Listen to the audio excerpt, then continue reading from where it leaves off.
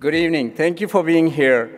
We are really excited to have you all here. As we all know, the rise of the mobile cloud era is introducing incredible opportunities for technologists, entrepreneurs, and business leaders to innovate and inspire new markets, create and revolutionize markets, connect with each other, and work more seamlessly and efficiently with each other ever than before. Today, we are pleased to welcome an amazing entrepreneurial leader, Sanjay Poonen, Executive Vice President and General Manager of End User Computing at VMware. Sanjay is going to discuss how building the right combination of products, processes, and people can empower you to be a game changer within your organization. Sanjay is responsible for the full P&L of VMware's end user computing business, a key part of VMware's growth initiative.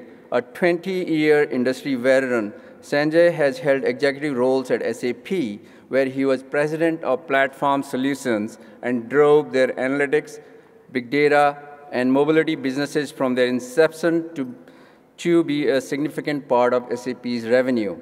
He also held executive roles at Symantec, Veritas, and Informatica. Sanjay holds 2 patents, MBA from Harvard Business School, a master's from Stanford University, and a bachelor's degree in computer science, math, and engineering from Dartmouth College. When Sanjay isn't working, you can find him enjoying playing with his 3 children, as well as playing jazz piano.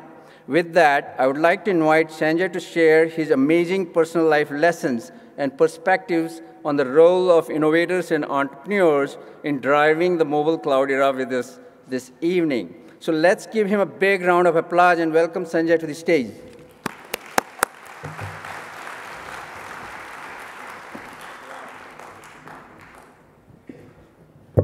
How are you doing, TiEcon? Namaste. It's great to be here. Thank you, Vish and the TiEcon team. It's a pleasure. I've enjoyed this conference from, 94, 95. I haven't get to come here every year, but it's a pleasure every time I'm here to just see the way in which the South Asia, India, Pakistan, all of those countries are having such an impact in this Silicon Valley. Before I start, I'm really honored today to have probably one of the most important people in my life, and that's my mother. So I think she's sitting somewhere here. Annie, would you stand up? And I've told her, would you give her a hand? She was here and visiting, and I told her to come here. She is, in the words of Abraham Lincoln, the person whom I've probably has had the most impact on my life and who I live to be like. I also told her that when she comes here, I'll make sure I tell you that you've got to pay close attention and laugh at all my jokes, or she's going to be offended. Because she, said, I don't understand a word of what you're talking about, but, she'll pay attention to that. My personal story is one where I feel like I'm tremendously blessed. Most of you come to the United States or have come here either post-grad or in the context of a working job. I came here at age 17 and a half, and it was rare at the time, but I was very fortunate. We come from a middle-income, income home, so probably poor by American standards. But I was fortunate to get a scholarship to come to Dartmouth College. And I'd never heard of Dartmouth. I applied to 3 schools. I'd applied, of course, to IIT, and I'd gotten there, but my rank was not high enough to get computer science. I think I was ranked 185th or something, so I got electrical engineering. And then I applied to 3 schools in the US, MIT, Caltech, and Dartmouth. I didn't get into the first 2. I'd never heard of Dartmouth, but I decided since it was a good computer science place, I'd land in Logan Airport with $50 in my pocket, and I took that bus up. Those of you who have kids who are going to this school know it's kind of really cold up there, and I discovered it's better to have 1 warm jacket than 3 or 4 layers. Right? It's actually better to have 1 jacket, but I couldn't afford the expensive jacket, so I piled on 3 or 4 layers. But through my years in college, I found that just the same way in India, if you're willing to work hard, and if you're willing to put your brain, your heart, and your head and your hands into something, anything is possible. And it's really been that sort of success story. But there was also lots of things that I learned that were fascinating about this new culture. When I finished my school and I came to the Silicon Valley to work at Apple, in the summer, and then later on, leading up to the fall, they have this, festival or celebration called Halloween. I'd never heard of Halloween. We don't have Halloween in India. Maybe they do now, but not at the time. So, you know, a bunch of kids come to my door and they mumble something, you know, and put a bunch of chocolates in front of me. And I proceeded to dive into the bag of chocolates and take some for myself. You know? And, you know, my roommate who was standing behind me said, dude, you're supposed to give them chocolates. It's trick or treat. But these are the types of things that all of us who are from a different part of the country have to understand in terms of the culture. But, you know, I think the thing that's amazing, whether you are from India or from China or from Europe or any part of the continent, this is probably the best part of the world where it's not just sort of a melting pot. Today you could probably find more Caucasians and African Americans, or as many that like a masala dosa, and right, it's just a fantastic place to be. And it's also one of the places where the technology industry is being revolutionized. Through this, however, I think it's important that you understand that there are fundamental things that are driving innovation. One of the things that I enjoy doing outside of my work is playing the piano. It's one of the things that I'm actually thankful to my mother at age 6 that she insisted that I do. And you know, playing the piano is not one of those things that boys like. It's sort of a girl's thing to do. So for the first, you know, 5 years, I just slaved through it, and she made me do it. And then at age 11, I actually discovered Elton John and Billy Joel. She didn't like that, but, you know, nonetheless. Then it started to become something where I said, hey, I play the piano, the girls actually like me, right? So, you know, I kept playing the piano, and then over time, I began to like jazz, and so much so. And today, jazz piano is one of the things I just enjoy as an outlet. But so much about music is like innovation. You improvise. Jazz is all about improvisation. You'll find some of the best jazz pianists are people you've never heard of that are playing in some hole-in-the-wall place in New York or Chicago or somewhere else, or in Cuba. And innovation today is the most important thing that we can be focused on. If you think about the innovators of our time, Tesla, now of course synonymous with the car, or Thomas Edison, or the person that's probably most synonymous with the Silicon Valley and probably the greatest CEO of all time, Steve Jobs. These are leaders who game-changed their world through innovation. They pioneered things that made them probably the most important celebrities in our industry. And, you know, the more that we can understand what are some of the core principles of innovation. Today, if you look at the Mayo Clinic, they're fundamentally changing the way in which healthcare is being provided. They're innovating not just in this country, but in different parts of the world. We are working with them to understand how the doctor can move from one place to the other. My mom is a doctor. She actually spent so much of her life helping in leprosy hospitals and also in social work, which has really inspired me. But one of the things that's great about doctors is they've got a great mind, okay? One of the things that sucks about them is they've got terrible handwriting, okay? Except for my mom. The fact is today, with a lot of what's happening in technology, with an iPad and with an iPhone, you have the ability to transcribe a lot of what you can do. Siri and so on could recognize it. You could have your x-rays on your mobile device. You could have all of this medical records in a very secure fashion anywhere on the go. So you can open up your medical records that you're seeing your patients, bring up all of their records very easily and be on the go. This notion of being able to get to information anywhere, any place, anytime is revolutionizing how Mayo Clinic's doing work, and we're working with them. The same thing you think about 3M. When I was talking to one of the executives at 3M, they told me that one of the things they learned in watching some of the things that were going on in Chipotle's, just mundane serving of burritos, was that when Chipotle's actually closed for the day at 10 p.m. in the night or whatever time, it would take them way too long to shut down because the surface of the grill and the oven was very hot, and they had to wait for a while before they could clean that surface down. So in the work of innovation, they were able to design material that could actually clean down a hot surface so they could shut down Chipotle's in 10 or 15 minutes. This was working very closely to understand the way in which a customer like that could improve a lot of their innovation. This is what we focused on as a company. Many of you probably have heard of VMware, but we're one of the Silicon Valley darlings. We are, probably little known secret, the fastest growing software company in the history of software. We've gone from 0 to 5.2 billion in 15 years, okay? The next fastest software growing company is about 0 to 4 billion in 14 years, Salesforce. And just so you know, it took Microsoft and Oracle about 19 years to get that same mark, SAP 26 years. So at our pace, we are the fastest growing software company. But part of what's been important to us is to innovate, innovate, innovate. Build the best products, whether it's in the data center or where we believe this is going, which we'll talk about. When Forbes did their ranking most recently last year of the top 100 companies, we were ranked in the top 3, among some other big names that you'd see here. So this is something we pride ourselves in. What I'd like to talk to you today about is how all of you can innovate in 3 fundamental Ps. The innovation of product is clearly something that all of you have to obsess about because that's really what made the tech industry. But there's 2 other Ps that are very important: innovation of processes and innovation in people. So I'm going to talk to you a little bit through our own journey and how we've thought through this ourselves. If you basically thought to 70, 80 years ago, everything in computing was about the mainframe, okay? You were thinking about how you could roll out thousands of apps or hundreds of apps to thousands of users. And then for many of us, especially those of us who grew up in the 80s and 90s in India, we skipped the mainframe era and we went right to client-server.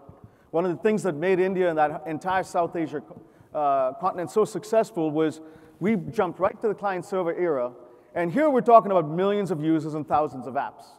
But today, if it was mainframe and client-server, everything today has to be thought through the lens of mobile cloud. And I would submit to you that the countries that are thinking about this in the future, it might be a Korea, it might be a Finland, it could be any country, will have the chance to skip not just mainframe, but client-server, and think about this world where everything is viewed from the lens of where the end user is spending their time, mobile, and where the future information is being stored, the cloud computing era. This will allow you to get to billions of users and millions of apps, and it's fundamentally transforming. So when we looked at this, clearly virtualization is a key part of what we've done at VMware in liberating much of the resources of the client-server world. And if you don't know what server virtualization is, let me explain it to you in what I describe Sesame Street simple terms. Imagine that you had 10 half-empty glasses of water on the front pew here. Okay, and if you were to take all of those half-empty glasses of water and pour it into one big jug, and then serve out of the jug just as needed, that's in essence what server virtualization does. It pools and automates and abstracts all of these half-empty servers, so you can put this into one abstracted or virtual server and then serve out as you need IT. Now, as you think about this whole world, we think that to liberate more of the client-server resources to this mobile cloud era, virtualization is a very key technology. It's a key technology for cloud computing. It's a key technology for the way in which the world is moving. So what we've done is to say, listen, where does the server virtualization world go? This one chart here represents the entire genius of what VMware is trying to do from data center all the way to the desktop or device. First off, we said, listen, when you think about the nature of what goes on in every data center, it's 3 fundamental pillars. There's servers, there's storage, and there's networking. So the same type of principles that we applied to the notion of server virtualization could also be applied to storage and networking. We call that the notion of converged or virtual infrastructure. And we began to do that. But now, if you think about where that's headed, it's not just in the data center. It's either private or public cloud. And from that, we coined this term, the hybrid cloud computing era, where, in essence, you could manage any of your infrastructure, whether it's on-premise or in a private or public cloud, with a seamless set of cloud management tools, which we've pioneered. This entire world is what we call the software-defined data center. And software is really the genius that's changing the way in which we think about computing. I was meeting a bunch of French distributors, and I said, listen, software is like the wine, and hardware is sort of like the bottle. It's not that hardware isn't important, but software. I mean, the wine's really what you buy the wine bottle and the wine for. And in essence, that's what's happening. Over time, we think a lot of the genius is either moving down into the silicon or up into the software layers, with much of the infrastructure often getting commoditized. Now, this part here is not sufficiently adequate unless you also have the head. So again, thinking in terms of human anatomy, the bottom part is sort of your body, the top part is your head.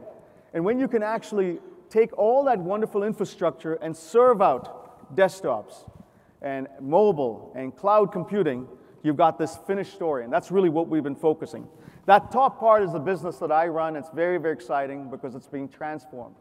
And the way it's being transformed is the previous era was all about things like systems of record. How do you store data in a better file ledger or in an ERP system.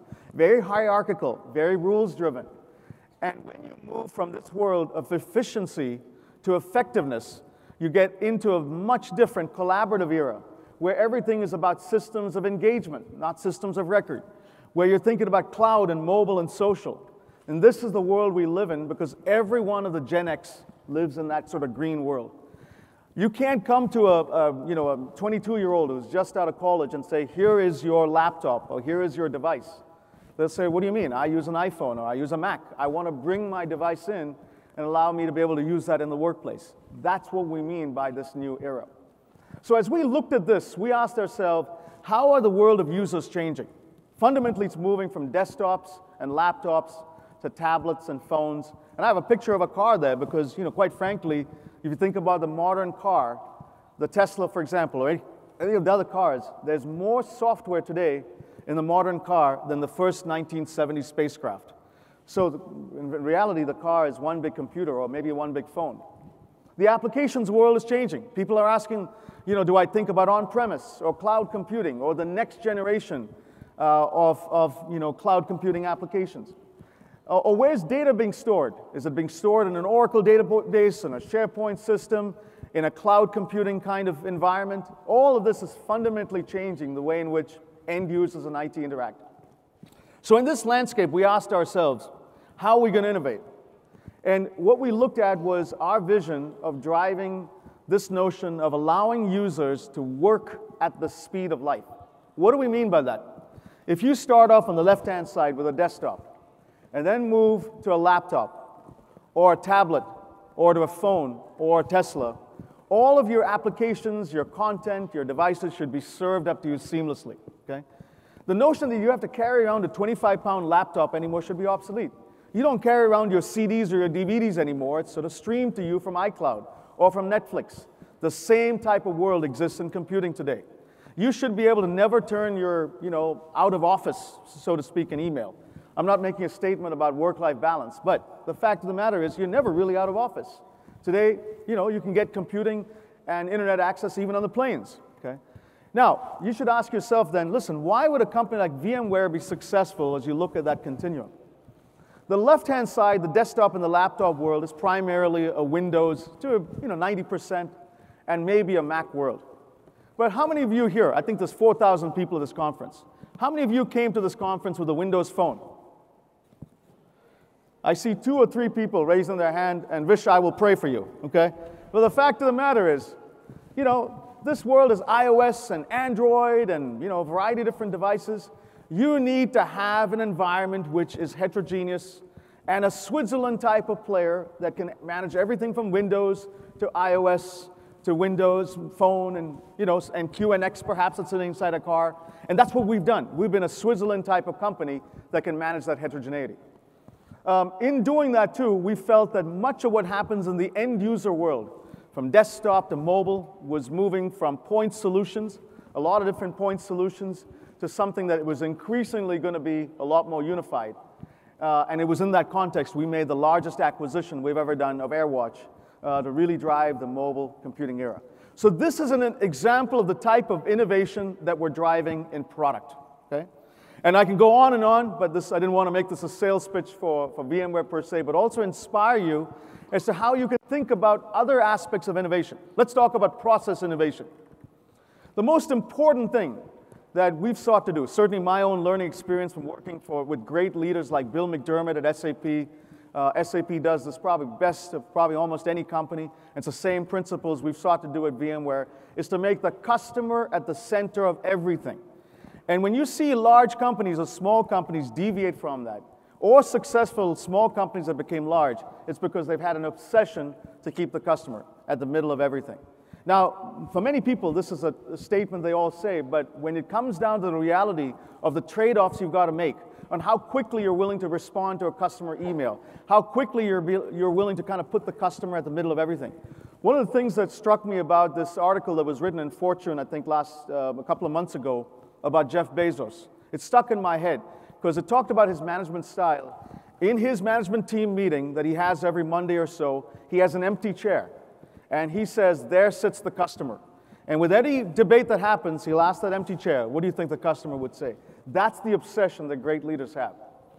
The type of innovation that you can create through a process. I love this picture because it's a picture of Archimedes. Okay? I've got 3 kids, a 7-year-old and twin 4-year-olds. And we often take them to the park and we play seesaw. And the beautiful thing about seesaw is they can all sit on one side and I can sit on the other side and we can balance each other out. Why? It's just because where you sit on that seesaw, the fulcrum. And Archimedes basically said, listen, give me a point on a fulcrum and I can move the world. Okay? And the power of a great ecosystem is you don't need to be a big company. You just need to be, like Isaac Newton said, sitting on the shoulders of giants, and then you just become a lot bigger. And that's really important in the way you think about partnerships. Innovation in partnerships have made companies phenomenally successful, even if they were very, very small. And the other innovation, I think, in process that's really important is an obsession with fact, not just your gut. Okay? Now, listen, I've got a picture on the left-hand side of an animal that has a big gut. Okay? I've also put a little sign underneath that sort of plays out the acronym HIPPO. Because most often, the person that gets the most attention in a company is the highly paid person in the organization. Okay? The HIPPO is in the organization. Okay? But the fact of the matter is, the people who should be getting the most attention are the data scientists, the people who come into every conversation with data. Now, it's not to say that your gut's not important. That's important because much of your experience that sort of plays into that word gut is important. But remember to fact-check every decision with the way in which you think about the world. And I believe that ultimately, this sort of saying, in God we trust, everyone else brings data, is going to be very important to the way in which great organizations grow. Finally, as we close, how do you think about the part that's probably the most important innovation of them all? And that's people. And it's probably the thing that gives me the most passion. Because when you think about our assets in this economy, most of us, we're not airline companies. Our assets are people. Okay? We're going to be hearing from Shahid Khan a little bit. In athletes, in sports teams, the assets are people. And the more that we could build an obsession in our organization about hiring, grooming, and retaining the best people, the better we become. One of the things that I do, I've did that for the last 10 years or so, from SAP to prior that Symantec and now in VMware, is I teach a class on leadership development about once a month. And I'm putting every one of the managers of my, my organization through that, and not sort of just outsourcing that to some leadership development consultant. I teach those classes myself. Why? Because it's important that I exemplify to people the principles that I'm about to talk about. For example, here's one of the principles we obsess about. The fact is, if you want to create a great organization, most people say it's all about shareholder value and about revenue. There was a great study that was done by a Harvard Business School professor of mine, Len Schlesinger, that was called the service profit chain. And he said, listen, yeah, you can obsess about creating great shareholder value, but all of those companies that have created great shareholder value, if you look back at their chain, they have focused on happy and engaged employees. And the path works like this. If you've got happy and engaged employees who are satisfied and driving things for you, they will in turn serve and engage customers. And customers who buy will, of course, create shareholder value. We obsess about the last two parts. We forget that the source of that are happy and engaged employees. So never forget that. You can focus on a lot of the things that could drive employees, customers successful, but starts with. When I joined VMware 8 months ago, my division had one of the highest attritions and the lowest morale. Okay? The sort of the nature of it was not, really a focus. It was a leadership vacuum. And I got up at my first all hands and I showed this picture from the book Good to Great that said, listen, I'm not worried about the strategy of where we're going, how we're going to get there. The how and the what questions were less important than the who questions. Who is going to be on this bus?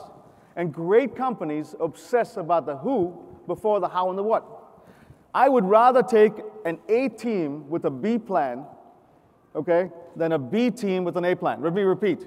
I would take an A team with a B plan than a B team with an A plan. Why? Because an A team is going to probably make the B plan an A plan. The B team is probably going to fight with each other, and the A plan will probably become a C plan. And that's really the principles in which we live. Here's something that all of you, especially those of you who grew up in India, will love. This is a great poem that I love from Rabindranath Tagore, one of the freedom fighters of our country. It goes like this. He said, I slept and dreamt that life was joy. I awoke and saw that life was service. I acted, and behold, service was joy. Now, you think about this and you think, well, it's the principles of, service. It's the types of things that my mom's done in social work and so on. But let's apply this to business, okay? How is this important? Most often, you work for a company, and people think the job of an employee is to make their manager look good. How about inverting that in their pyramid and say, listen, the job of the manager is to serve their employee. There's so many managers that are threatened by hiring a great person who's better than them because they're worried that they're going to topple them. When you develop a servant leadership and saying, listen, I'm going to celebrate the fact that my employee did well. I don't know if any of you get really, really jealous when one of your kids wins a race and you say, listen, they're faster than me. That's not possible, right? You're excited when your kid wins the gold medal.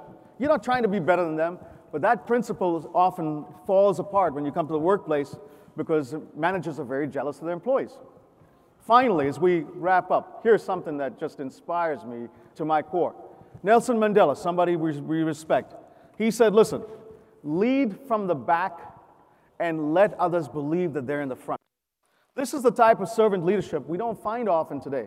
But I will tell you, Peter Drucker said, the leaders of the 21st century are the people who are not going to lead by command and control. They're going to lead by influence, okay? And if you're a command and control leader, you're probably at some point in time going to reach the end of your rope. Because at some point in time, people are not going to listen to you. This is the type of leadership that's represented. So listen, thank you very much for listening. It's a delight to be here. I hope you enjoy the rest of the conference. Thank you.